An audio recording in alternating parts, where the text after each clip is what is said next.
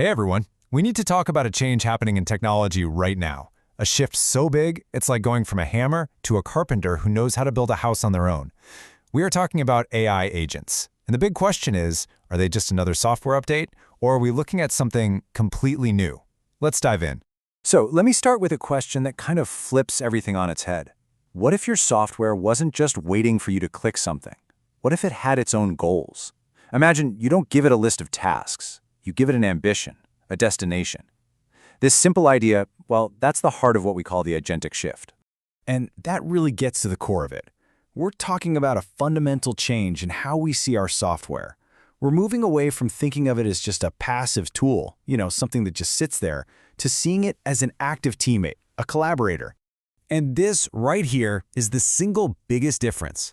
For basically the entire history of computing, our job has been to tell the machine how to do something, step by step, line by line. With AI agents, we just provide the what. We give it the objective, the end state, and it figures out the how all by itself.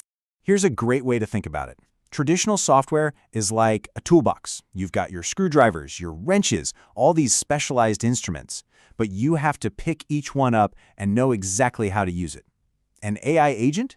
That's the project manager who owns the whole toolbox and, more importantly, knows which tool to use and when to get the job done. So this isn't just a small change. It's a total shift in responsibility. You're no longer the micromanager, overseeing every little step. When an agent owns a goal, it's taking on that project management role entirely. And that, right there, is a massive leap toward real autonomy. Okay, so to really get a handle on what makes these agents so different, let's compare them to some technologies you're probably already familiar with. We're going to look at 4 key comparisons that really shine a light on just how big of a leap this is. First up, let's talk about multi-threading. At the end of the day, multi-threading is all about speed, right? It's about doing predefined tasks in parallel to be more efficient. But in Agent, it's not just about doing things faster, it's about strategy. It's deciding which tasks are even worth doing in the first place. And this quote just nails it. Threads don't care what they're doing, just that they're doing it fast. Agents are the ones asking, is this the right thing to be doing right now? It's that classic distinction between doing things right and doing the right things. All right, next up, natural language processing, or NLP. We're all used to NLP as something that reacts to us. We ask a question, it spits out an answer. But for an agent, language is so much more. It's a tool for thought. It's literally having an internal monologue to reason with itself, to plan, to strategize before it ever makes a move. I love this analogy. It's so perfect. A translator just processes language, converts it from A to B. But a diplomat uses language as a tool to achieve a strategic goal. That's the difference. Your typical NLP is the translator. The AI agent is the diplomat. Okay, what about memory? Think about a database. It's basically a digital filing cabinet. It's passive. It stores facts and records, but it doesn't understand them. An agent's memory, on the other hand, is active. It's alive. It's not just about storing what happened. It's about storing experiences to actually learn from them, the good and the bad, to get better over time. And this just paints the perfect picture, doesn't it? A database is the library, a massive, silent collection of information. An agent is the scholar who has spent a lifetime in that library, reading every book, connecting the dots, and using that deep understanding to create brand new ideas. And for our last comparison, let's look at decision support models. These are tools that chew on data and then give us recommendations. They show us the options, but we still have to make the final call and then go do the thing.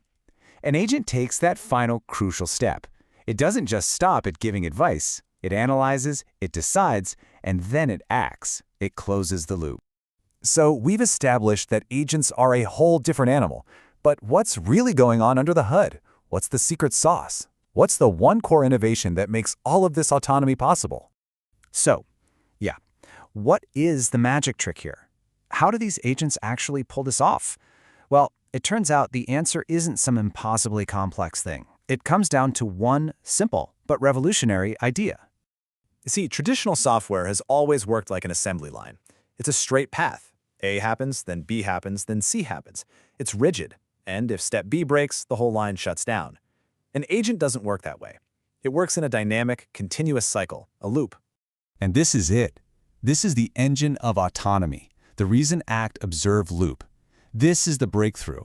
It's what gives an agent the power to persist, to try things, to learn from its environment, and to change its strategy on the fly, without a human needing to step in and rewrite the code. So here's how it works, and it's actually pretty intuitive. First, the agent reasons. It looks at the goal and it looks at the world as it is right now. Then it acts. It picks a tool, it makes a move to try and get closer to that goal. And here's the crucial part. It observes. It watches what happened as a result of its action. And finally, it refines its plan based on that new information, and then the whole cycle starts over. Honestly, it's that simple. The loop itself is the breakthrough.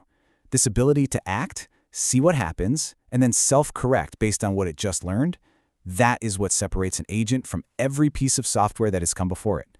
It is the very heart of this new revolution. We've seen how the loop works, but let's zoom out.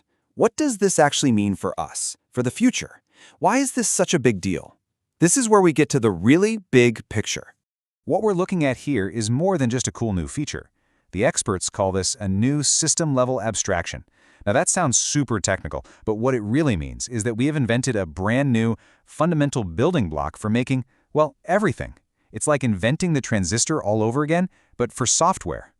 And if there's one thing to take away from all this, it's this. We haven't just built a smarter tool or a faster algorithm. We have created an entirely new category of technology, a new kind of digital worker that can manage itself. We are moving from a world where we tell our computers exactly what to do to a world where we collaborate with them on what we want to achieve. So I'll just leave you with this to think about. If you could give your software a mission, a real grand challenge, instead of just a command, what would you ask it to do? The future is wide open.